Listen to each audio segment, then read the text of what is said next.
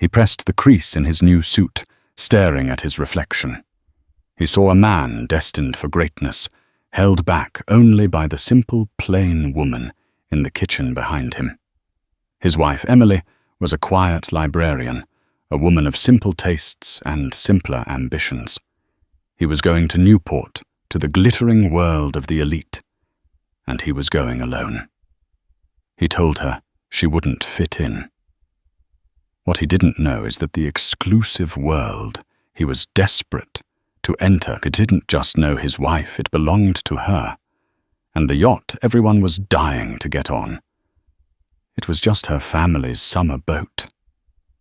Liam straightened his Breitling watch, a self-satisfied glint in his eye. It was an entry-level model, but it was real, and in the sterile beige and white world of his upper-middle-class apartment, it felt like a crown. He was a senior analyst at Sterling Price Investments, a shark in a tank of minnows, and he was circling something big. In the kitchen, Emily hummed softly, wiping down a counter. She wore a faded Gap cardigan over a simple t-shirt. Her brown hair was pulled back in a simple, functional ponytail. She was in every sense of the word ordinary. They had met 5 years ago. He had been a charming, ambitious junior associate. She had been a shy, bookish grad student working at the university library. He'd seen her as sweet, stable, and most importantly, uncomplicated. She would be the perfect supportive backdrop for his meteoric rise.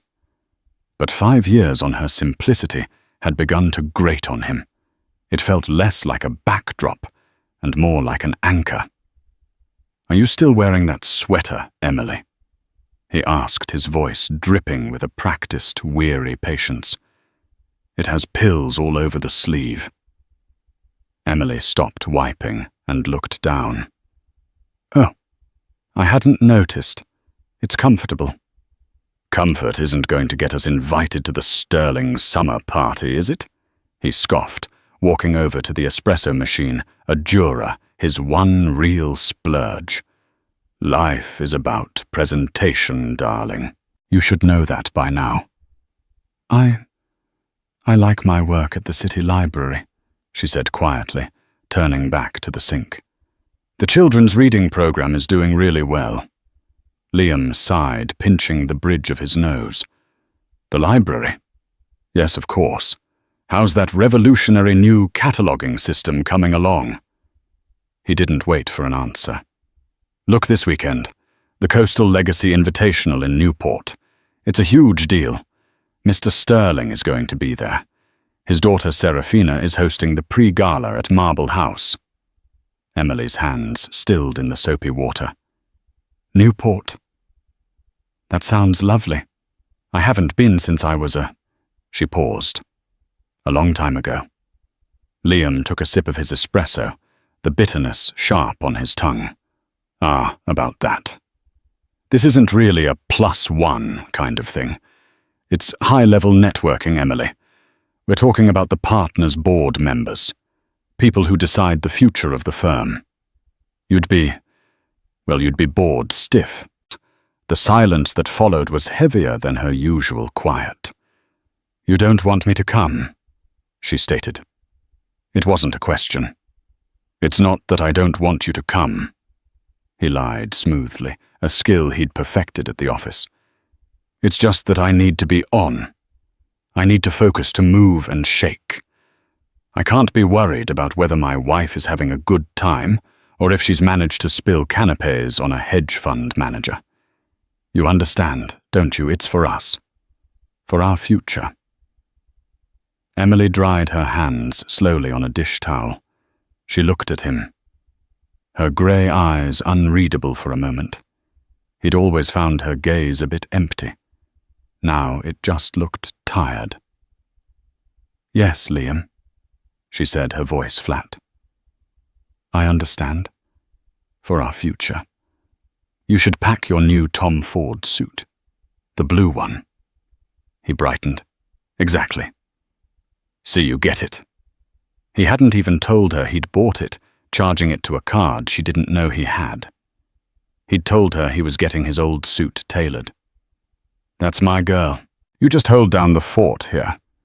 Maybe buy yourself a new sweater or something." He kissed her on the forehead, a sterile, dismissive gesture, and grabbed his briefcase. As he walked out the door, he was already mentally composing his first text to Serafina Sterling. "On my way. Can't wait to see you. L." He was so focused on the future he was building that he never once looked back. He didn't see Emily stand perfectly still in the kitchen, her back straight, her hands clenched by her sides. He didn't see the single cold tear that traced a path down her cheek. And he certainly didn't hear the first quiet words she spoke to the empty room after the lock clicked shut. "He's going," she whispered. "He's really going to do it." She walked into their small home office, past the shelves of his unread Wall Street Journal compilations and leadership trophies. She sat at her simple, unassuming desk and opened a drawer. Tucked beneath a stack of library pamphlets was a slim black satellite phone. She pressed one button. It rang twice. A crisp, British-accented voice answered instantly. "Julian, we were wondering if you'd be calling." Emily's entire demeanor shifted. The slump in her shoulders vanished. Her voice, when she spoke, was no longer the soft, mousy hum of a librarian. It was clear, aristocratic, and sharp as surgical steel. "Julian," she said, "he's attending the invitational. He believes I'm unsuitable to accompany him." There was a pause on the other end. "The arrogance is breathtaking. Madam, what are your instructions? I'm done hiding." Emily said, her voice trembling, not with fear, but with a cold, rising fury. "I'm done being ordinary. He wants to see the world of the elite fine. Prepare the vanguard. Have the Armani Privé ready. And Julian, yes, madame, tell father I'm coming home, and I'm bringing a problem." Newport, Rhode Island, was a different universe. It wasn't just wealthy. It was historic wealth, a place where families didn't talk about their money, because they assumed everyone else already knew.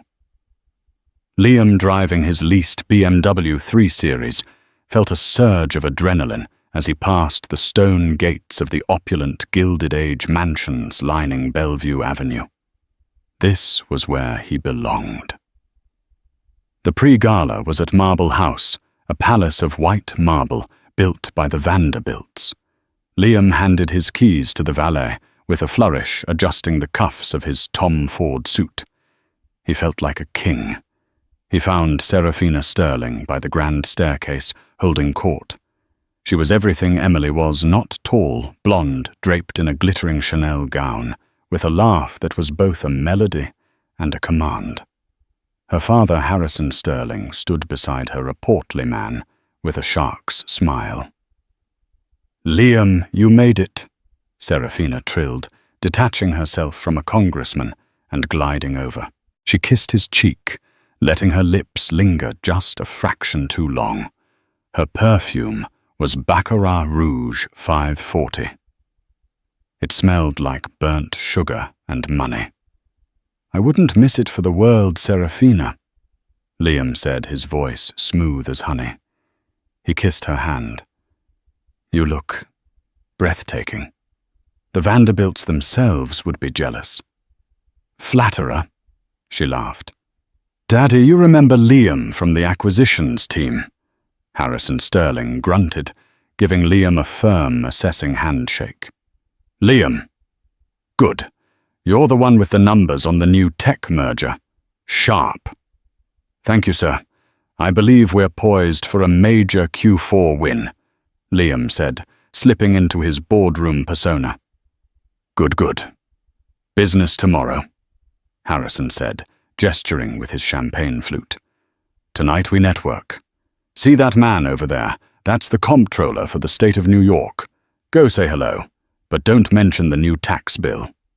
For the next 2 hours, Liam was in heaven. He schmoozed, he charmed, he listened intently, he dropped strategic compliments. He was a natural. Serafina stayed near him, her hand often finding the small of his back, a silent proprietary signal to the rest of the room. Later they found a moment alone on the vast stone terrace overlooking the Atlantic Ocean. The moon painted a silver stripe on the dark water. "You're very good at this, Liam," Serafina murmured, leaning against him. "I know this world," he said, breathing in her expensive scent. "This is where I'm meant to be, not stuck in, well, you know." Serafina's eyes sharpened. "You mean with your little mouse, the librarian?" Liam stiffened. He hadn't told her that much. "We've discussed this. It's complicated. She's a good woman, just not on this level. She doesn't have the drive, the ambition. Her world is small. And yours isn't," Serafina finished for him. "My father is looking for a new vice president of global strategy. It's a big step. It comes with a new office, a new apartment in the Tribeca high-rise, and new expectations." Liam's heart hammered against his ribs. This was it. Expectations. He values loyalty, strength. He hates weakness. He hates messy entanglements, she said, tracing the lapel of his suit. He needs to know his VPs have the right partners. Partners who reflect the firm's values. The implication hung in the salty air between them. Get rid of the wife. "My entanglement," Liam said, choosing his words carefully, "is not messy. It's a simple procedure, a matter of timing. After I secure my new position, I'll be streamlining my personal portfolio." Serafina smiled, a slow, predatory curving of her lips. "Good, because tomorrow is the main event, the invitational, and everyone who is anyone will be there." "I heard a rumor," Liam said, leaning in, "that the Vanguard is in port." Serafina's eyes widened. "Don't be ridiculous. The Vanguard Marcus Thorne's yacht. It's a ghost. It's never seen at public events. They say it's more secure than the Pentagon. My sources say it's here." Liam bluffed, having overheard a valet. "And I'm going to get us on board?" Serafina looked at him, truly impressed. "Get me on Marcus Thorne's yacht, Liam, if you could pull that off. Daddy wouldn't just make you VP. He'd make you his heir apparent." Liam grinned, feeling invincible. "Consider it done." He pulled out his phone to check his messages. One text from Emily sent hours ago. "Have a good time. I'm going to visit an old friend for a couple of days. The house will be empty when you get back." He scoffed. "An old friend? Probably some other librarian." He typed a quick reply. "Sounds nice. Enjoy your book club. Busy here. Don't wait up." He put the phone away, silencing it. He didn't have time for the small, ordinary world. He was in Newport, on the verge of claiming his destiny. He turned back to Serafina, and under the Gilded Age moonlight, he kissed her. It tasted like champagne and victory. While Liam was sealing his fate on a moonlit terrace, Emily was in motion. The old friend she was visiting was in fact Julian. After her call, a black unlisted Maybach S680 had pulled silently into the alley behind her apartment building. She had exited through the service entrance, carrying a single simple duffel bag. Now she was in a Gulfstream G700, a private jet so exclusive it made the Sterling Price Company jet look like a regional hopper. She had showered and changed. The faded cardigan was gone, replaced by a simple but exquisitely cut Loro Piana cashmere turtleneck and silk trousers. Her hair was down, brushed to a shining chestnut waterfall. She wore no makeup, but her face, now free of its practiced submissive mask, was striking. She had the sharp, aristocratic bones and clear, intelligent eyes of her father. "We will be landing at Newport State Airport in 20 minutes, madame," Julian said. He was a man in his late 50s, impeccably dressed with the quiet competence of a man who managed a global empire from the shadows. He was technically the CEO of the Thorne family office, but his primary role had always been her protector. "Thank you, Julian. Is he angry?" Emily asked, staring out the window at the clouds below. "Angry?" Julian permitted himself a small, dry smile. "Mr. Thorne is disappointed," is the word he used. He is disappointed that a man could be in possession of a priceless jewel and mistake it for common quartz. He is furious that this man has caused you a moment's pain. "I caused my own pain," Emily said bitterly. "I was the one who wanted to live a normal life. I was the one who met him at the library, introduced myself as Emily Brown, and let him believe I was just me. I thought he loved me, Julian. The real me, the person who loves dusty books and quiet mornings." "He may have once," Julian said gently. "But a man like Liam, he is not built to love a person. He is built to love what a person can get him. You were an asset, and when he decided you were a non-performing asset, he sought to liquidate." Emily winced at the cold financial terms, but she nodded. "He's been seeing Serafina Sterling for at least 6 months. I found the Chanel receipts, the hotel reservations at the St. Regis." "We know," Julian said. "The security team's report has been on your father's desk for 3 months. He was waiting for your word." You knew?" Emily felt a flush of shame. "Mr. Thorne respects your privacy and your choices, Emily, even the ones he disagrees with. He would not intervene in your marriage. But he will protect his family, and you, madame, are his family. Liam, however, is not." The jet began its smooth descent. "There's something else," Julian said, pulling a tablet from his briefcase. "As you requested, we ran a deep audit on Liam's accounts at Sterling Price, as well as his personal finances. And he's not just an adulterer, madam. He's a thief." Julian's voice was cold. "He's been using a shell corporation in Delaware to skim from the firm's expense accounts, small amounts at first, but in the last 6 months, as his friendship with Miss Sterling has escalated, so has the theft. He's funneled over $800,000. Emily felt sick. It wasn't just betrayal.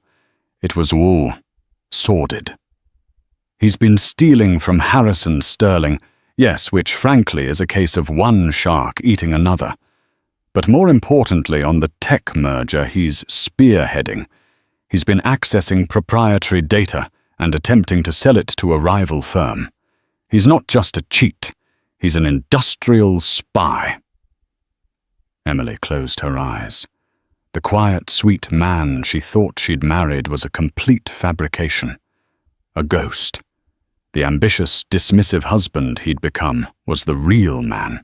"What he's doing is not only grounds for termination," Julian said. "It's grounds for a federal indictment, wire fraud, embezzlement, corporate espionage." "I see." Emily opened her eyes, and the last trace of the meek librarian was gone. In her grey eyes a storm was gathering. "So when I see him tomorrow, I won't be ending a marriage. I'll be streamlining a personal portfolio." She used Liam's own words, and they tasted like ash. "Precisely," Julian said. The jet touched down so smoothly she barely felt it. A black Rolls-Royce Cullinan was waiting on the tarmac, its engine purring. "Your father is waiting for you on the Vanguard," Julian said, opening the door for her. "He cancelled his meeting with the Japanese Prime Minister to be here." Emily stepped out into the cool, salty night air. "Good, because tomorrow when Liam tries to get on that yacht, I want to be the one to tell him no." "Oh." Julian smiled, a thin, dangerous expression. "I think we can do much, much better than that." Liam woke up in his Hotel Viking suite feeling like a god. His head throbbed from the champagne, but it was a celebratory ache. Serafina had left only an hour ago, with a promise to save him a seat at the main event. He showered, ordered a $60 room service breakfast, and reviewed his plan. Getting on the Vanguard was the key. He'd spent the morning making calls using every bit of leverage and bluff he had. He'd finally gotten a name: Julian Alistair Marcus Thorns, gatekeeper. He'd tried calling Alistair's office, only to be met by a polite but impenetrable assistant who informed him that Mr. Thorn's schedule is not public. Fine. If he couldn't get in the front door, he'd find a side one. He still had his bluff. Serafina and her father didn't need to know how he got them on, just that he did. He'd show up, create a scene, drop names, and act like he belonged. In his experience, 90% of security was just a confidence game. He dressed with meticulous care. Not the tux from last night, but a custom-tailored linen suit, a pale blue shirt, and no tie. The perfect yachting elite look. He checked his Breitling 11:00 a.m. Time to go. He met Harrison and Serafina at the entrance to the invitational section of the marina. The area was cordoned off with velvet ropes and guarded by stone-faced men in crisp blue blazers. The air was thick with the smell of salt money and entitlement.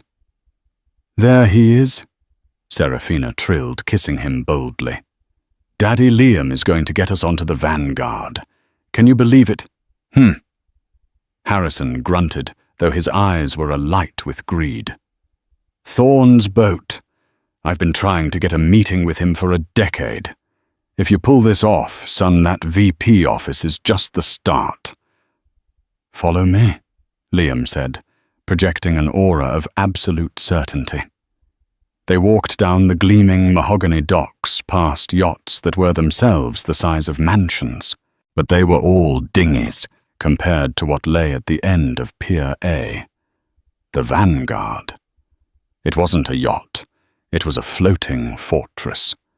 350 feet of sleek obsidian grey hull with teak decks and smoked glass windows.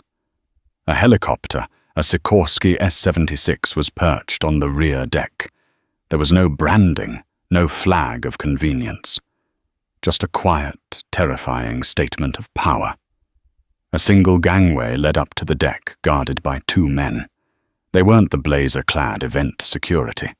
They were tall, fit, and wore dark, tailored suits with clear earpieces. They looked less like deckhands and more like Secret Service. "See?" Serafina whispered, her confidence wavering. "I told you. It's impossible." "Watch me," Liam said. He strode forward, his chest out. "Good morning, gentlemen," Liam said, flashing his most charming smile. Liam. He didn't use his last name, Harrison Sterling, and Serafina Sterling. "We're here to see Mr. Thorn." The first guard, a man with a shaved head and a jaw like a block of granite, didn't even look at him. He spoke into his wrist. "Mr. Alistair, we have a Liam, a Sterling, and a Sterling at the checkpoint. Unscheduled." A voice crackled in his earpiece, too low to hear. The guard looked up, his eyes flat and void. "I'm sorry, sir. Your names are not on the list." "There must be a mistake," Liam said, his smile tightening. "I'm a personal guest of Emily. She's expecting us." He threw his wife's name out as a wild card, a bluff. The guard's expression didn't flicker. "There is no one by that name on our manifest." "Now see here," Harrison Sterling blustered, stepping forward. "I am Harrison Sterling of Sterling Price Investments. I demand to speak to Marcus Thorne." "No one speaks to Mr. Thorne uninvited, sir," the second guard said, resting a hand calmly on the small of his back, where his suit jacket bulged slightly. Liam felt a bead of sweat trickle down his collar. This was not going as planned. His confidence was failing. "Liam," Serafina hissed, her voice sharp with embarrassment. "You said you had this handled. You're making us look like fools." Just wait," Liam stammered. Let me call my contact." He fumbled for his phone, his hands suddenly clumsy. He had no one to call. He was going to have to bribe them. He pulled out his wallet, fishing for $100, 1,000. "Perhaps this will clear up the confusion," Liam said, holding out a fan of $100 bills. The first guard looked at the money. He looked at Liam's face, and for the first time he smiled. It was not a nice smile. "Sir," the guard said, "that might buy you a lobster roll on the boardwalk. Now please step away from the gangway. You are creating a disturbance." "A disturbance?" Harrison roared. "I'll have your job. I'll have this whole... Is there a problem here, gentlemen?" The voice was new. It was quiet, British, and cut through the bluster like a diamond blade. They all turned. A man in an immaculate dark grey Brioni suit was standing at the top of the gangway. It was Julian Allister. Liam recognized him instantly from his Google search. This was his chance. "Mr. Allister," Liam exclaimed, pushing forward. "Thank God. A misunderstanding. I'm Liam. This is Harrison and Serafina Sterling. We're here for the viewing. Please tell your men to let us pass." Julian walked slowly down the gangway. He stopped one step above Liam, forcing the younger man to look up at him. Julian's eyes were a deep Arctic blue. "Mr. Liam," Julian paused as if searching for a last name. "Ah, yes. The analyst from Sterling Price, the one with the creative expense reports."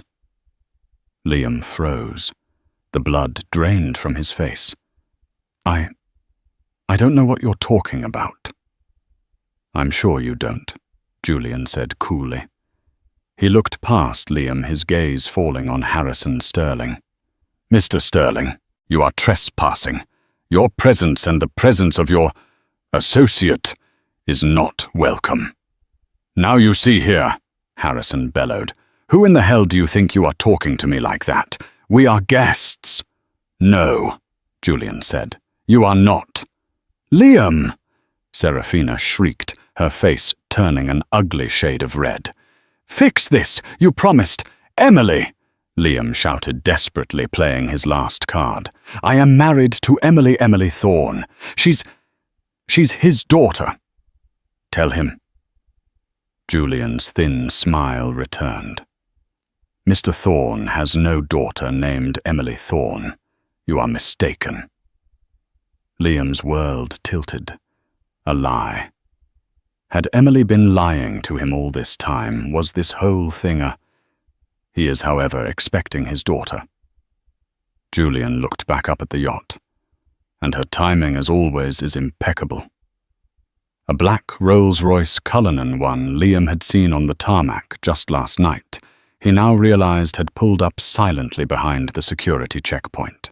The security team snapped to attention, forming two lines. The rear door of the Rolls-Royce opened. A man stepped out first. He was in his mid-60s, with a shock of silver hair and a face that looked like it had been carved from granite. He wore a simple dark blue polo shirt and linen trousers, but he radiated an power so potent it was almost a physical force. He was unmistakably Marcus Thorne.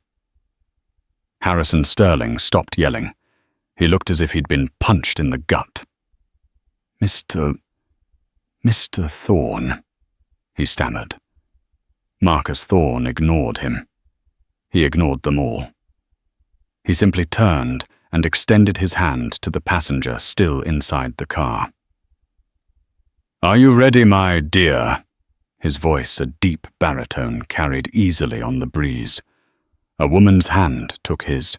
It was slender, pale, and adorned with a simple, blindingly large, cushion-cut diamond ring that Liam had never seen before. A moment later she emerged. She stepped out of the Rolls-Royce and into the sunlight, and Liam's mind simply broke. It was Emily. But it was not Emily. This was not the mousy librarian in the pilled cardigan. This woman was a supernova. Her hair was a rich, shining cascade of chestnut waves. She wore a sophisticated cream-colored St. John knit dress that hugged her body and a pair of Manolo Blahnik heels. Around her neck was a simple, elegant Graf diamond pendant. Her face was the same, but the expression was one Liam had never seen. It was a look of complete, effortless, and devastating authority. She was, in a word, magnificent. "Emily," Liam breathed. It was a question, a plea, a gasp. Serafina, standing next to him, let out a sound of pure, venomous disbelief. "Liam, who? Who is that? Is that your wife?" She laughed, a high, nervous sound. "What is this, a costume? Did she follow you here? How pathetic." Emily's gaze, cool and appraising, swept over the group. It lingered for a second on Harrison. Sterling dismissed Serafina with a glance, and then finally it settled on her husband. She looked at him. She saw his fake tan, his rented suit, his slack-jawed expression of utter shock. She saw Serafina's hand, which was still clutching his arm possessively. She didn't look angry. She didn't look hurt. She looked, to Liam's horror, bored. She turned away from him and smiled at the billionaire beside her. "Shall we, father?" she asked. The word hit the dock like a bomb. "Father." Liam's legs gave out. He physically stumbled, catching himself on the velvet rope. Father." Harrison Sterling went white as a sheet. "Thorne, your daughter," Marcus Thorne, who had not yet acknowledged any of them, put a protective, loving arm around Emily's waist. He then turned his head, and his eyes as cold and deep as the ocean behind him, pinned Liam to the spot. "So." Marcus Thorne's voice was quiet, but it vibrated with absolute power. "This is the man who finds my daughter ordinary. This is the man who told her she wouldn't fit in." Liam couldn't breathe. The air had been stolen from his lungs. "Emily? You work at a library." "Yes, I do," Emily said. Her voice. It was her voice, the one from the phone call. The voice of command. "I chair the board of the Thorne Family Philanthropic Foundation. Our largest project is the Global Literacy Initiative.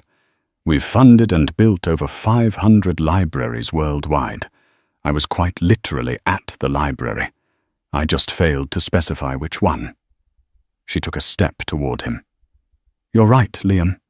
I am a woman of simple tastes. I wanted a simple life. I wanted to be loved for me Emily Brown, my mother's name.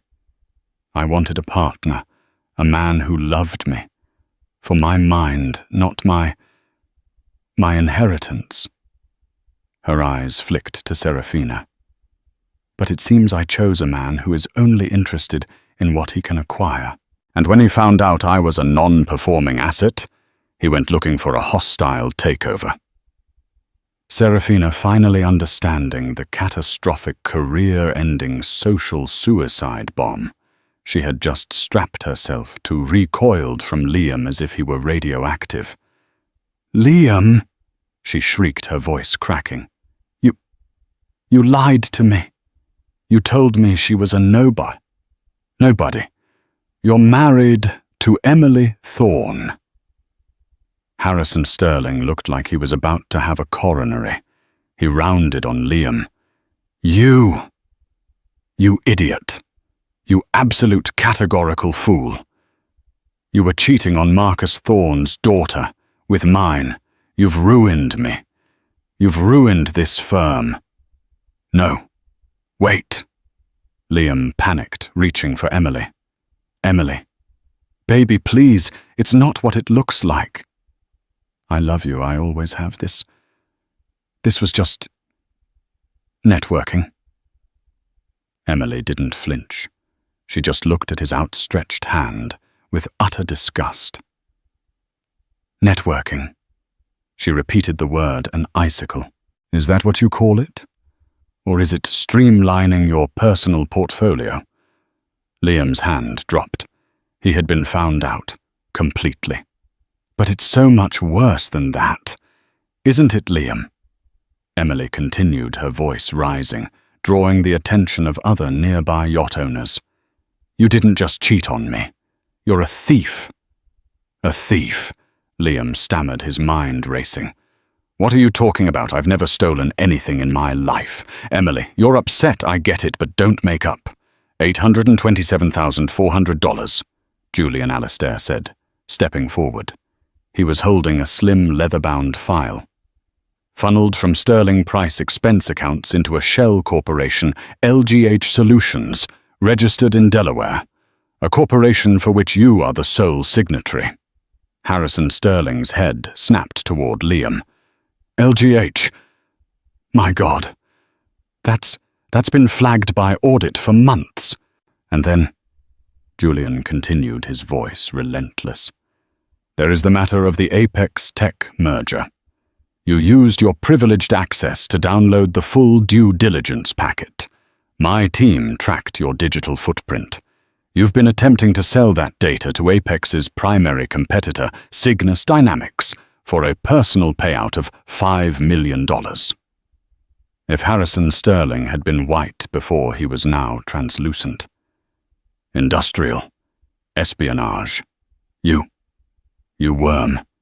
You didn't just cheat on a Thorne, you did it while stealing from me." "Mr. Sterling." Marcus Thorne finally spoke, his voice a low growl. "Your firm's catastrophic lack of security and your daughter's appalling lack of judgment in cavorting with this creature has made you a liability. As of this morning, the Thorne Consolidated Fund has divested its entire $2.2 billion stake in Sterling Price. I suggest you check your stock ticker. It's going to be a difficult Monday." Harrison grabbed his phone. His thumb swiped frantically. He saw the after-hours trading alert. The stock was in free fall. It was a complete wipeout.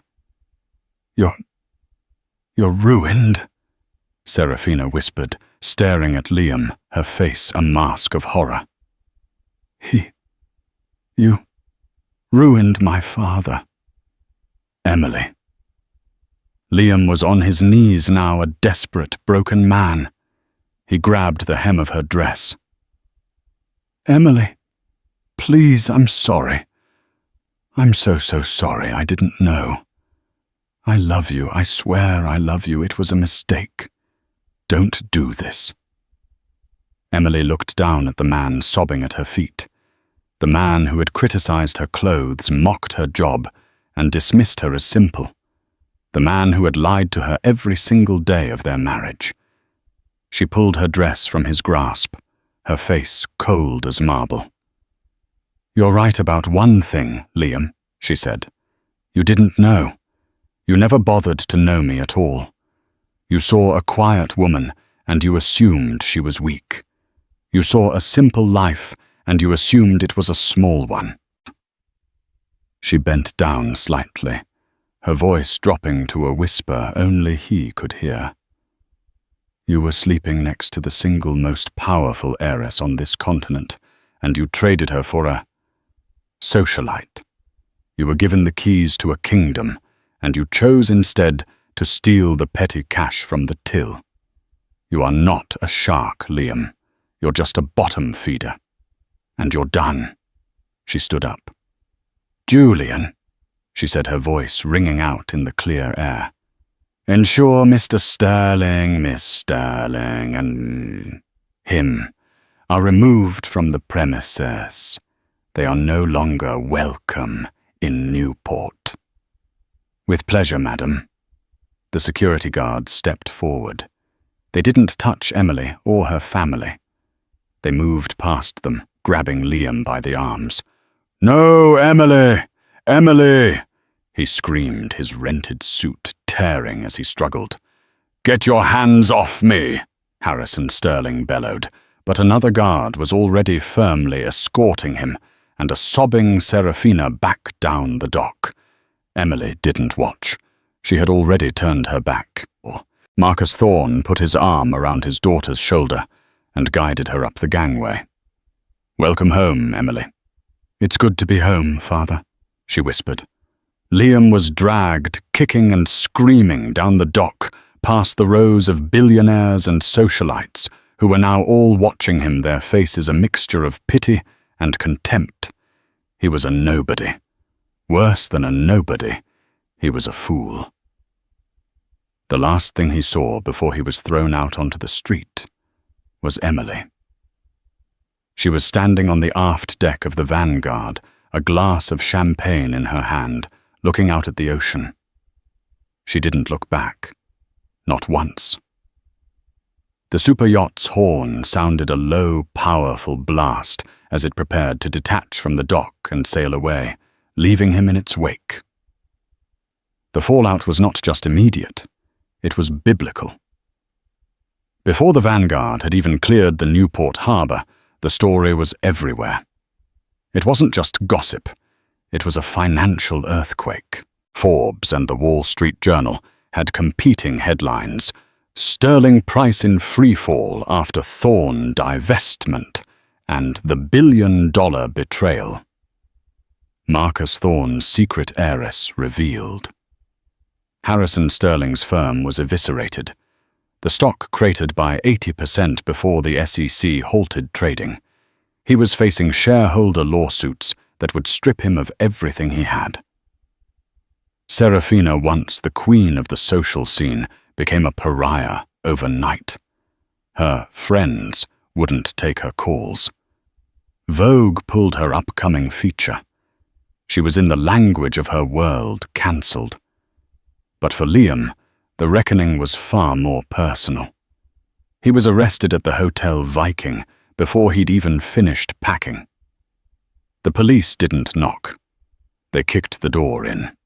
The charges filed by both Sterling Price in a desperate bid to distance themselves and the US Attorney's office were read out in the hallway.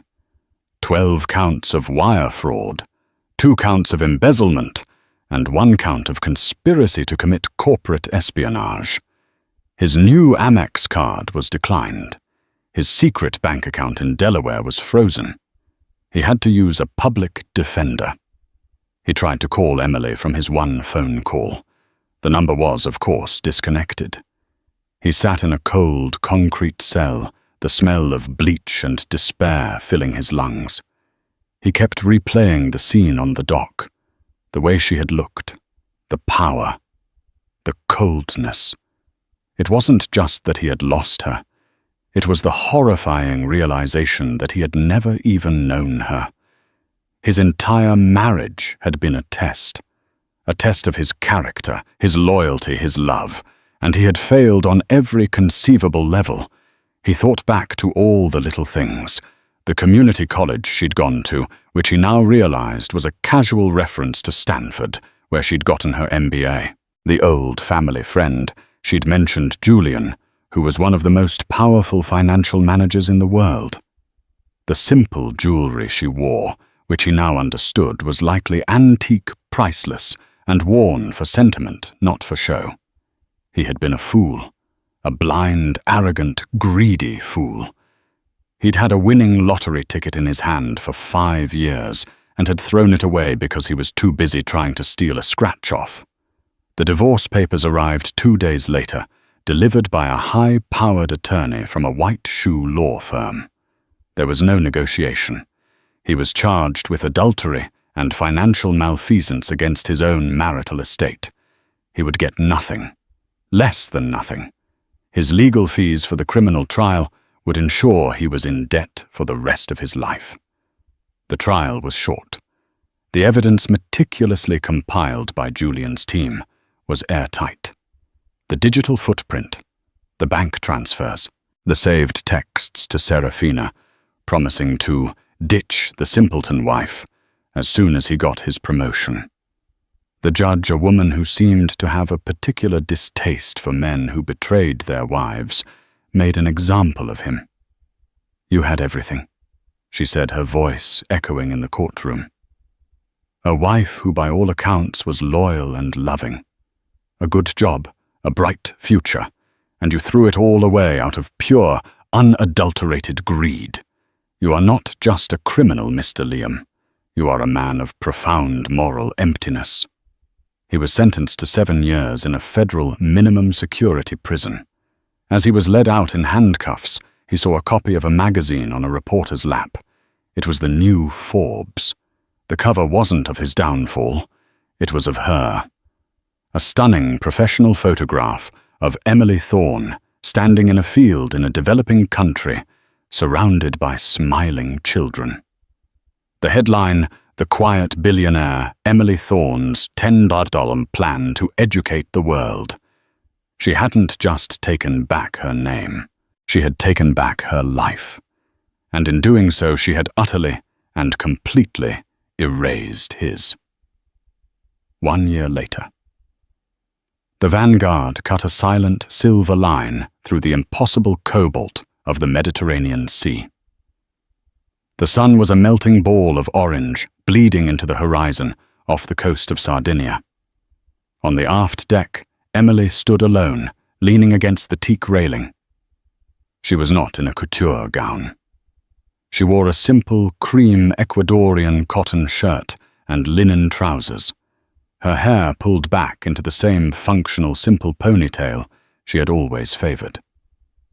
To a passing glance, she was the same woman who had wiped counters and hummed in a small beige apartment. But she was not the same. She would never be the same. The hesitation was gone. The practiced mask of meekness had been burned away in the fire of her husband's trial and the public glare that followed. She had been on magazine covers in boardrooms and on podiums in developing nations. She wore her identity now not as a burden to be hidden, but as a tool to be wielded. The quiet was still part of her, but it was no longer the quiet of a mouse. It was the quiet of the ocean's deep. "You'll stare a hole in that sunset, my dear." Marcus Thorne walked onto the deck, holding 2 tall glasses of iced tea, lemon slices clinking against the glass. He handed one to her, his eyes so like hers, crinkling at the corners. He, too, was in simple attire. The truly powerful she had learned never needed to advertise. "I was just thinking, Father," she said, her voice carrying easily on the warm breeze. "About him?" Marcus asked. His voice was gentle, but with a hard edge like velvet laid over granite. "He's not worth the space in your thoughts, Emily." "Not about him precisely," Emily corrected, turning to face the water. "I was thinking about me, the woman I was. I was so terrified of this." She motioned around her at the floating palace, the invisible, ever-present security, the weight of the name Thorne. "I was so afraid it would poison any chance at real love, that no one would ever see me, just the inheritance." She took a sip. "So I ran. I hid inside a simple life, and in my desperate attempt to avoid a man who would only want me for my money, I attracted the only thing worse, a man who despised me for not having it. Marcus was silent for a long moment, watching his daughter. "You gave him a rare gift, Emily," he said finally, his voice rumbling with pride. "You gave him the chance to love you for your character alone. You gave him a test without either of you ever knowing it was a test. He saw a priceless diamond lying on the sand, and because it wasn't in a velvet box, he declared it to be common glass and threw it away. That is a failure of his vision, not of your worth." He smiled a rare, full smile. He was a man of shallow appetites. He wanted a trophy. He just had no idea the one he had was the grand prize. He was looking for glitter, and he couldn't recognize gold. A third figure approached, as silent as a shadow. It was Julian, tablet in hand. "Madame," he said, his voice the epitome of professional calm, "your 10 o'clock with the Ghanaian Minister of Education is confirmed, and as you requested the final update on the associated parties." Emily straightened her focus, shifting instantly from reflective to decisive. "Go ahead, Julian." Liam's first parole hearing was denied as expected.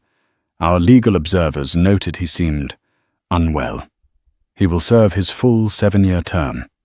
Harrison Sterling's final appeal against the firm's bankruptcy was rejected. The bank has seized his last remaining property, the condo in Palm Beach. He is, I'm told, living with his sister in Ohio. "And Serafina?"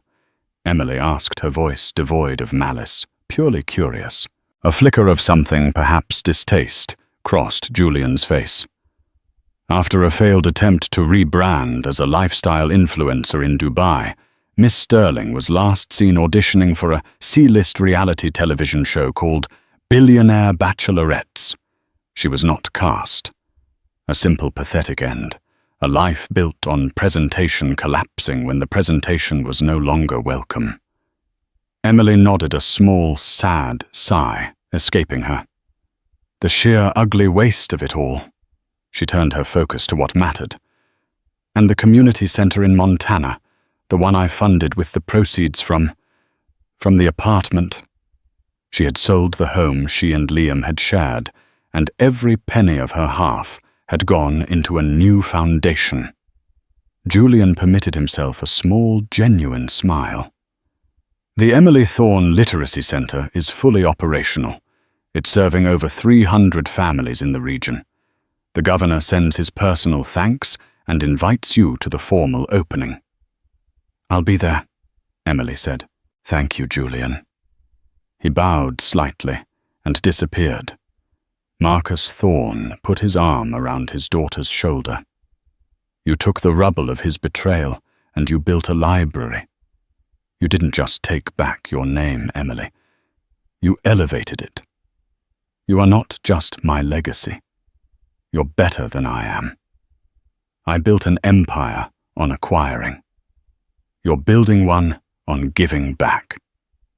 Emily leaned her head on her father's shoulder, closing her eyes as the last sliver of sun vanished, leaving the sky a deep, peaceful purple.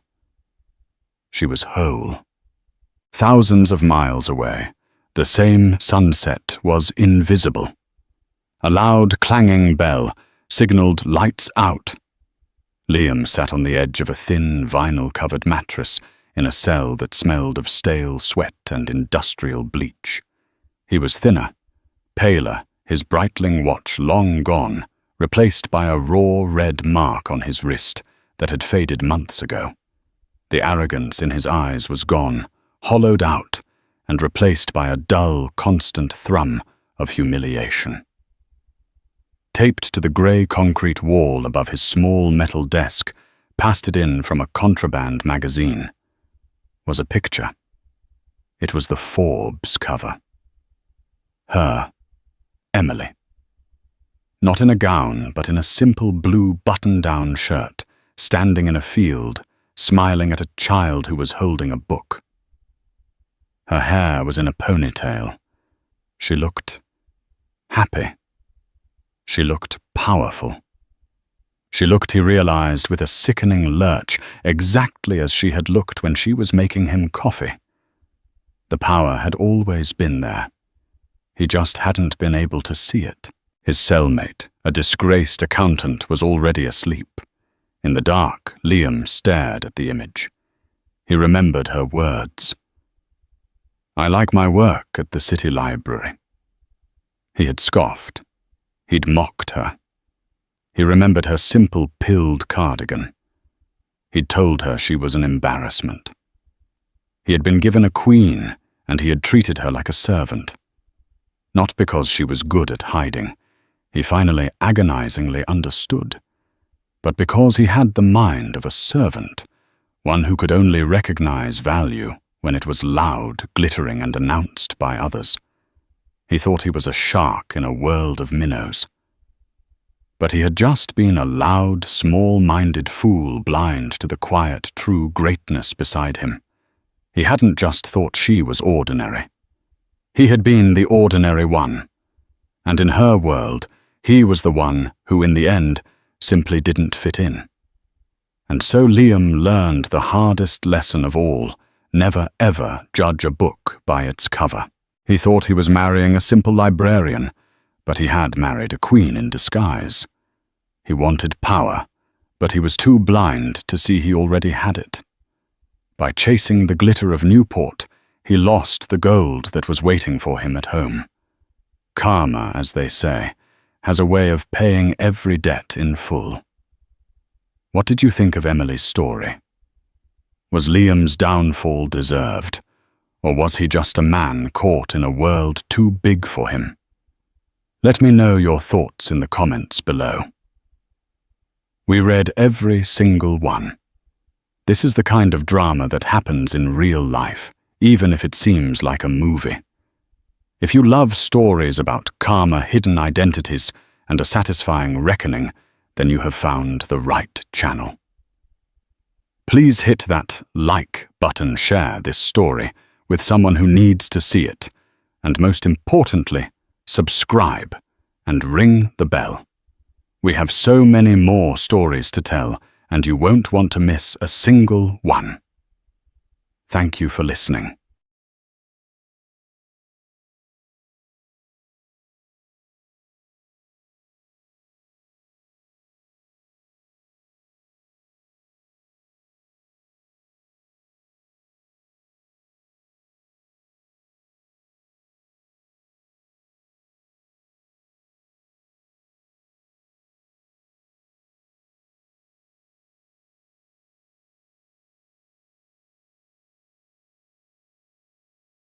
Hello everyone, and welcome to our channel. In this heartwarming tale, the most jaw-dropping moment comes right at the end, when the billionaire Tristan finally discovers the truth about his daughter and sets off a ripple of surprising revelations. If you're curious about how this life-changing discovery plays out and what it means for the two little girls who look exactly alike, you won't want to miss the full story. We invite you to listen from beginning to end so you can experience every emotional twist and heartfelt turn. While you're here, please remember to subscribe to our channel for more captivating stories and drop your thoughts in the comments section. Let us know where you like to listen, whether it's on the go or in a cozy spot at home. Ruby clutched her threadbare stuffed rabbit as she stood on tiptoe, peering through the tall iron gates that surrounded Enchanted Shore Amusement Park. A wave of bright colors washed over her senses. Balloons in vivid blues and reds, shimmering lights from spinning rides, and cheerful music drifting through the crisp autumn air. Children's Day was in full swing, and 8-year-old Ruby could only imagine the delight of wandering through the park's whimsical attractions alongside beaming parents. Instead, she stood outside with her mother, Linda, who was in line at a nearby snack cart. Though Linda had spent her last few coins on a small bag of popcorn, Ruby could sense her mother's heartbreak. It was never easy for Linda to see other families enjoying luxuries and treats they could not afford. After losing her steady job at a local garment factory, Linda had been working odd hours cleaning offices and washing dishes, scraping by to support them in their cramped, drafty apartment. Despite her mother's sincere attempts to mask her worry with a reassuring smile, Ruby understood they were struggling. Sometimes Linda would promise that better days lay ahead. But at 8 years old, Ruby already sensed how hope can shift like sand through the cracks of hardship. She felt the pang of longing most sharply on days like this, on Children's Day, when every other kid seemed to be enjoying the rides, the laughter, and the sense of joyful celebration. Even so, Ruby usually managed to put on a brave face. She would stand with her nose pressed against the fence, picturing herself on the teacups, the bumper cars, or the grand carousel she had only glimpsed in old brochures. Linda's voice had held that note of determined optimism when she said, "We'll just watch from the outside if we can't get in, sweetheart. Then I'll buy us some popcorn and we'll share it, so at least we'll feel a bit of the fun." Ruby appreciated her mother's effort. She always did. But a part of her yearned to join the families bustling past the gate, skipping into the park as if they belonged there.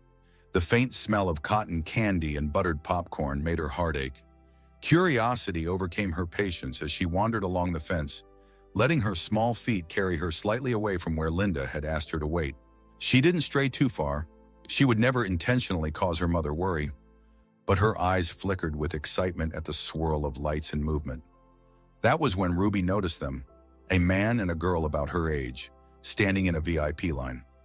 The man wore an impeccably tailored suit, posture, confident, even regal, his polished shoes catching the sunlight. The girl, however, was what made Ruby's breath stop. She was wearing a pale yellow dress, hair curling around her shoulders in soft coils.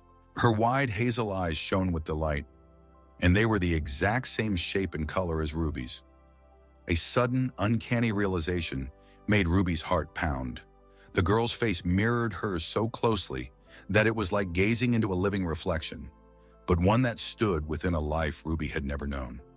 Standing there, Ruby felt an odd prickling sensation at the nape of her neck. This other girl, who looked so like her, wore pristine clothes and held the man's hand as though she were certain of her place in the world. Ruby glanced down at her own faded shirt, stitched and restitched, along with the scuffed shoes she'd found at a church rummage sale. Even her mother's best attempts at patching them couldn't conceal their worn condition. She clung to her stuffed rabbit, which had been given to her by a sympathetic neighbor years ago, and felt the plush toy's familiar comfort steady her. Unable to stop herself, she inched closer. The man was on the phone, his voice low and authoritative, mentioning something about contracts and final deals, his words too important for Ruby to fully understand. She paused near the fence, her eyes never leaving the little girl in the neat yellow dress. The resemblance was impossible to ignore.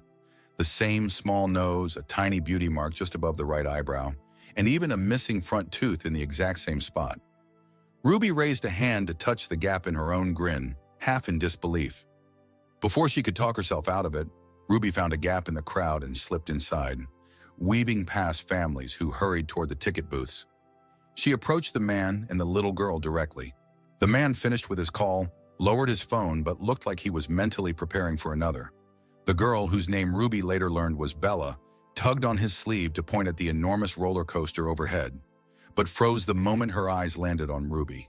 Their gazes locked, two pairs of identical hazel eyes, and Bella's mouth dropped open in surprise. Ruby, breath tight in her chest, drew a small, shaky breath. She thought about how Linda always reminded her to be polite to strangers, but the question tumbled out anyway, its urgency beating in her chest like a drum. "Sir," she began, her voice trembling slightly, "why does your daughter look exactly like me?" The man's expression shifted in an instant, from mild distraction to stunned disbelief. His phone, which was still in his hand, slipped from his grip and hit the paved walkway with a sharp clatter, drawing the attention of some people nearby. Bella turned to her father. "Dad," she whispered, her own confusion evident, "she looks exactly like me." The man Tristan Blackwood, renowned billionaire and CEO of the global corporation Blackwood Innovations, found himself suddenly speechless, a condition he rarely experienced in his world of high-stakes negotiations. He knelt to Ruby's height, carefully taking in her face, her ragged clothes, and the stuffed rabbit clutched to her side. Ruby tried not to fidget under his intense blue-eyed scrutiny. "Where is your mother?" he asked at last, his voice strangely hoarse. "What's her name?" Ruby recognized the tone of a command, but she answered anyway, still reeling from seeing Bella's face. Her name is Linda Hale. She's right over there. At least she was. Ruby's voice fell to a whisper as confusion swirled in her mind. She pointed to the general area where Linda had been, but the crowd had shifted.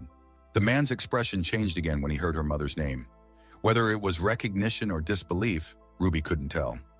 Just then, a panicked voice sliced through the swirling noise of the amusement park. Ruby! Ruby, where are you? Linda Hale, breathless and worried, burst through the clusters of families gathering around the rides. Her heart felt as though it might pound out of her chest. The moment she saw Ruby standing next to Tristan Blackwood, Linda froze. She recognized him instantly. How could she not? Memories, questions, and half-formed regrets surged to the surface of her mind, creating a tumult of emotion. She faltered, nearly dropping the half-full popcorn bag in her hands. The popcorn scattered on the ground, ignored in the face of her shock. Tristan? She managed to say, her voice catching on his name. It sounded foreign on her tongue after so many years. Tristan slowly stood up, eyes locked on Linda, in a way that made the world around them fade into the background. A hush seemed to fall, even amidst the bustling atmosphere. Bella gazed from Tristan to Linda, then to Ruby, her young mind trying to piece together the puzzle. Linda tried to compose herself. She bent to tug Ruby protectively close, as if shielding her from a past that was suddenly all too present. Mom! Ruby piped up, her voice pitched with confusion and excitement. She looks just like me, she pointed at Bella, and Linda couldn't deny the uncanny likeness. It was something no parent could simply ignore. The same open, curious face, the same birthmark, and the same gap-toothed grin. Tristan's throat tightened as he recognized Linda's familiar features. The gentle curve of her cheekbones, the determined light in her eyes. Things he had once cherished, but those were overshadowed by the pain of years gone by. He remembered how she had disappeared without explanation, leaving him a single note that offered no real closure. Linda, he said softly, his composure on the verge of cracking. I've been trying to find you for... We have nothing to talk about, Linda interrupted firmly, her grip on Ruby's hand shaking slightly. Come on, Ruby, let's go. Linda's resolve wavered under the intense swirl of emotions that threatened to overwhelm her, but her protective instinct kicked in. She tried to steer her daughter away from the man she had once known, the man whose life, as far as she believed, had diverged from hers in the most dramatic way possible. That was the day she learned he'd become engaged to a wealthy socialite, only 2 weeks after Linda herself had told him she might be pregnant. The heartbreak had been profound enough to make Linda vanish from his orbit entirely, or so she'd thought. Bella intervened, taking a step closer. Dad, can Ruby and her mom come inside with us? Please? She asked. It's Children's Day, and I'd really like to ride with her. It's so weird and amazing that we look alike. Her voice held that sweet, earnest quality unique to children, unaffected by the weight of the adult tension around her. Tristan studied his daughter's eager face, then cast a hesitant glance toward Linda, whose posture remained defensive. Bella, honey, Tristan began, I'm not sure that's up to me alone. We need... Please, Mom, Ruby pleaded, turning to Linda. There was wonder in her eyes, along with a flicker of something else. Longing, curiosity, maybe the faint hope that she had found some piece of her life that had been missing all along. Linda's shoulders sagged as she witnessed the earnest expressions on both girls' faces. It felt like the entire amusement park had gone quiet, though in reality crowds still bustled around them, and laughter from a distant roller coaster soared over the hum of chatter. Linda tried to steady her voice, every muscle in her body tight. Just for today, she finally relented, her mouth a thin line. For the children's sake. The relief that passed over Ruby's face brought a pang to Linda's heart. Ruby rarely asked for much, knowing how precarious their finances were. But when she did, Linda always tried to offer whatever small joys she could. She told herself that this was all for Ruby, yet the knot of anxiety coiled in Linda's stomach warned her that reopening her past might not be wise. Tristan, for his part, remained unusually silent, but gestured politely for Linda and Ruby to follow him and Bella toward the main entrance. Within seconds, he bypassed the lines with a quick nod to the staff, who bowed slightly in recognition of the billionaire. The stark contrast between his world of immediate VIP access and Linda's constant battle with low-paying jobs tugged at her pride. She inhaled deeply, determined not to let that disparity rattle her in front of her daughter. The moment they passed into the park, the girls' faces lit up. Bella squealed as she pointed to a spinning contraption that looked like giant teacups swirling in pastel colors. Ruby's eyes widened at the sight of the park's iconic carousel, its carved horses shimmering under a canopy of lights. Linda caught Tristan watching Ruby with a mixture of awe and regret. "Linda," he said softly, walking a step behind the excited girls to allow them some freedom, "we need to talk. About everything. Soon." Linda's heart pounded painfully. Images from 8 years ago flashed through her mind. Tristan, just a bright, ambitious young man back then, standing in front of a glossy magazine cover announcing his so-called arranged engagement, turning everything in her world upside down. She'd never given him the chance to explain, never believed there was any explanation that could justify the betrayal she had felt. Those memories clashed with the present moment, seeing his gentle side as he tried to bond with both Ruby and Bella. "Not here," Linda said at last. "It's too public. Not in front of the girls." Then she added as the call of motherhood rose in her, "Ruby, stay where I can see you." Her voice wavered slightly, but Ruby turned to give her a reassuring grin, hugging her stuffed rabbit close. For now, Linda kept her focus on the children and the day that was meant for them. The hush of unspoken secrets hovered between her and Tristan like a storm cloud waiting to break. Bella led Ruby to the carousel first, both girls clambering onto adjacent painted horses that bobbed to the rhythm of cheerful organ music. The swirl of lights and colors created a magical tapestry that momentarily drew everyone in. Linda stood near the railing, tension still thrumming through her as she watched Ruby's delighted smile. Tristan stood beside her, hands in his pockets, gaze flickering between the girls and Linda's tense profile. When the ride began to slow, Tristan finally spoke in a voice that barely rose above the carousel's mechanical hum. "I never forgot you," he said simply, "or the night you vanished. I hired investigators. Did you know that? They never could find a trace of you." Linda's jaw tightened. It pained her to imagine a younger, less sure Tristan searching for her. But she couldn't forget the bitter heartbreak that had driven her away. "I saw the announcement in the paper," she murmured, not looking at him directly. "You were engaged to some elite socialite just 2 weeks after I told you I might be pregnant. How could I face you after that?" Tristan exhaled and shook his head. "That announcement was manufactured by my father and the board. I never agreed to it. I was young, but I wasn't so weak that I'd marry someone for the sake of business. I broke it off as soon as I found out they'd set it in motion. But the damage had been done. You were gone." His voice sounded strained with the weight of that memory, and Linda felt a flicker of doubt, the possibility that she had made the wrong assumption all those years ago. She swallowed hard, but the words refused to come. Just then, the girls hopped off their carousel horses and hurried back to Linda and Tristan. Bella tugged on Tristan's hand, excitement overflowing.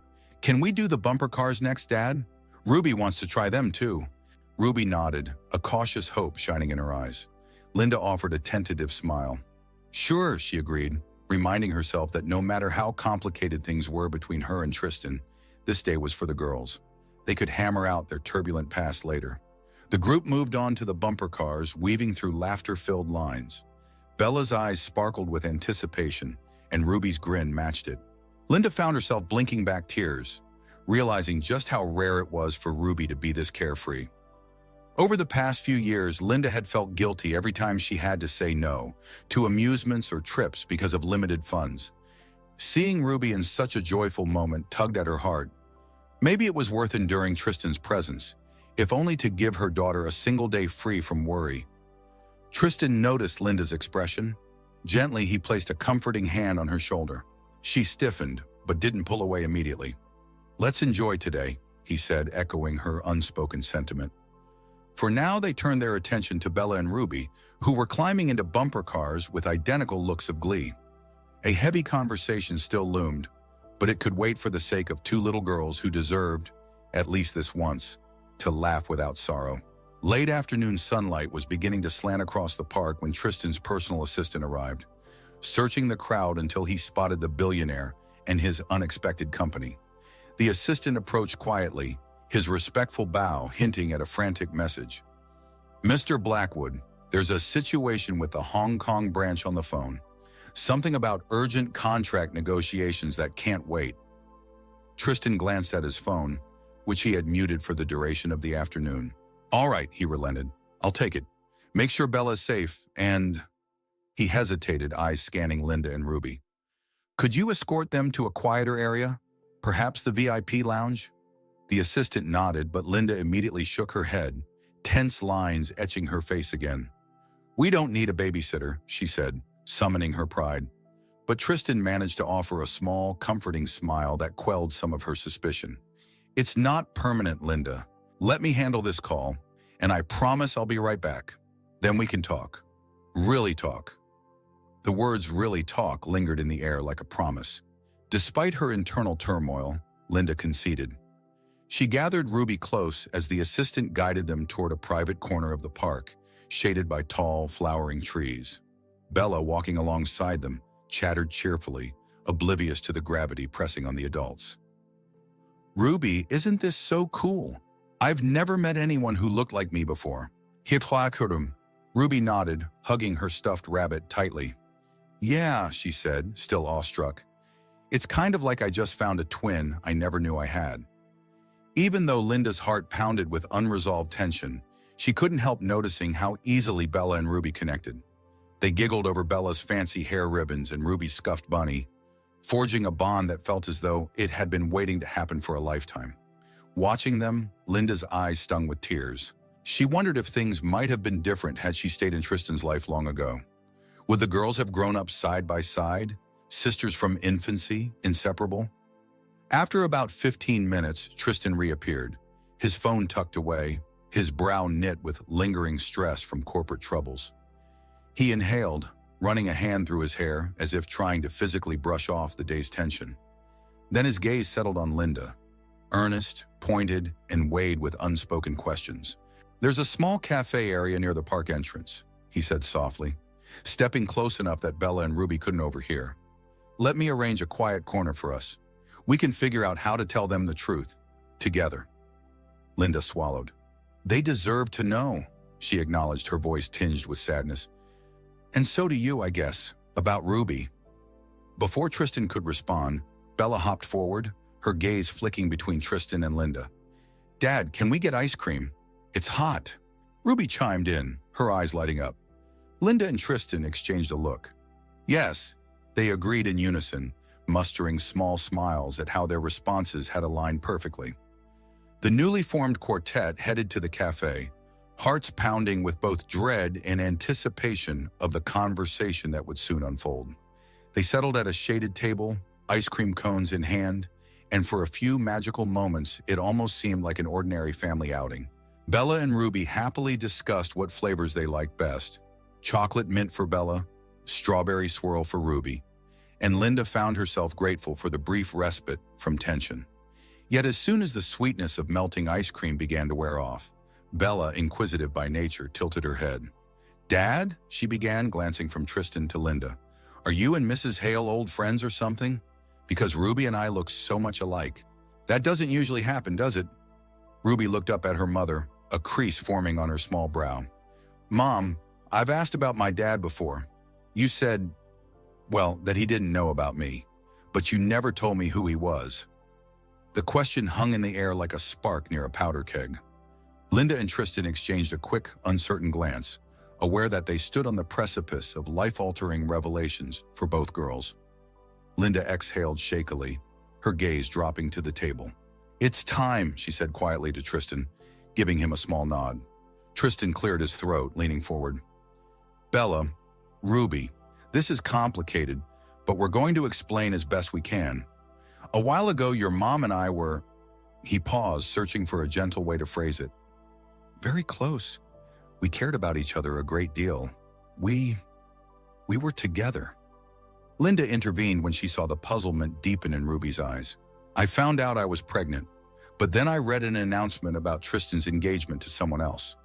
I thought he didn't want us, so I disappeared. I never told him." Ruby's face paled, and Bella stared wide-eyed at her father. "But that means—" Bella began, her voice quavering. That means you're sisters, Tristan confirmed, his voice thick with emotion. Ruby is my daughter, just like you are, Bella. The weight of the confession pressed down on them all. Ruby felt tears prick her eyes, an onrush of wonder and confusion tangling up inside her. So, are you my dad? She asked Tristan, voice trembling. He reached across the table, laying a tentative hand over hers. Yes, Ruby, he said gently. I'm your dad, and I didn't know you existed until today. Silence settled like a dense cloud. Linda curled her hand around her daughter's, prepared to comfort her if she bolted. But Ruby didn't pull away. She stared at Tristan with a blend of curiosity, hurt, and cautious hope. Why didn't you try to find us? She asked, though her eyes flicked to Linda as if she suspected part of the answer. Tristan's shoulders slumped. I did look for Linda, your mom, many times. She was so good at hiding that I couldn't find her. A sad smile touched his lips as he glanced at Linda. She's always been resourceful. For a moment, the two girls simply looked at each other, digesting this new reality. Half-sisters, parted by the secrets and misunderstandings of adults, and now colliding on this festival day like it was fate. Bella's tear-filled eyes met Ruby's, and both recognized something strangely wonderful, a bond that had existed, unseen, since they were born. Tearful and unsettled though they were, the girls latched on to one another, their identical eyes reflecting an uncertain joy. Linda squeezed Ruby's hand in reassurance. I know it's a shock, she said softly, and you have every right to feel upset or confused. But please understand, I did what I thought was best at the time. Tristan, unable to restrain his paternal instincts any longer, pulled out a handkerchief and gently dabbed Ruby's cheeks. We can't change the past, he said, but we can figure out the future, together. Yet as soon as those words left his mouth, an elegant, poised figure approached their table, heels clicking on the paved walkway. Linda recognized her at once. Harriet Wynne, the CFO of Blackwood Innovations and a longtime associate of Tristan's family. Harriet's eyes flicked over the group, taking in the unspoken tension. She offered a cordial nod that lacked warmth. Tristan, she greeted, I came to deliver documents for your signature. Our Tokyo expansion meeting was rescheduled for tomorrow. Is this a bad time? Tristan set his jaw, feeling Linda tense up beside him. Linda also recalled Harriet's name from old newspaper articles that had featured Tristan's business circle. Harriet had always been rumored to have romantic ties to Tristan's world, but from the look of it now, Harriet's primary concern was strictly corporate. I'll sign them, Tristan said curtly, but not here. Wait for me by the park's main office. Harriet cast a final lingering glance at the two girls who could have been twins, then nodded. Very well. She pivoted away, her footsteps echoing with a certain finality. Once Harriet was out of earshot, Bella piped up. I don't like Harriet much, she admitted. She's always talking about stuff I don't understand, and she never has time to play with me like Aunt Charlotte does. A weak smile ghosted across Linda's features, surprised at how Bella spoke with such open honesty. Ruby, for her part, looked anxious. Who was that?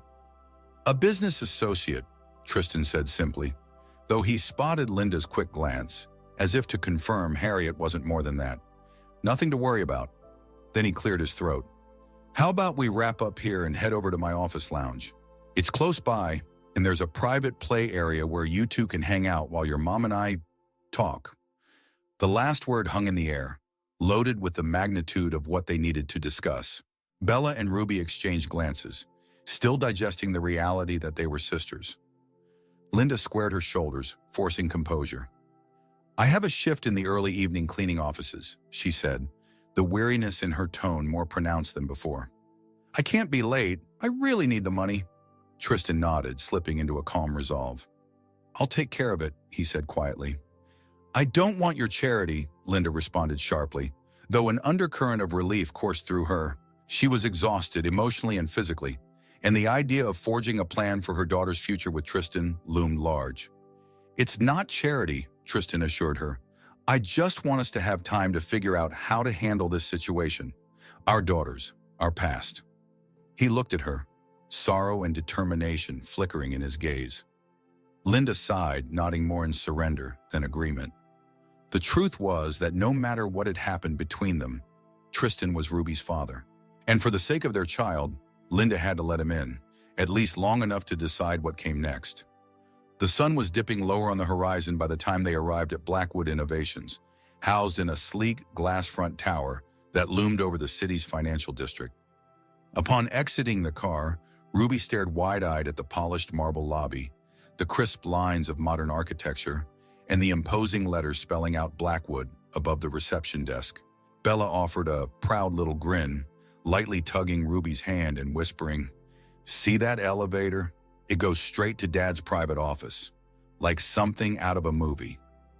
Linda's stomach twisted with memories. Years before, she had visited Tristan in an older building when he was just beginning his climb to prominence. Now he commanded an empire, with staff bowing politely at his appearance. Still, she reminded herself that the conversation they needed to have involved far more than corporate success.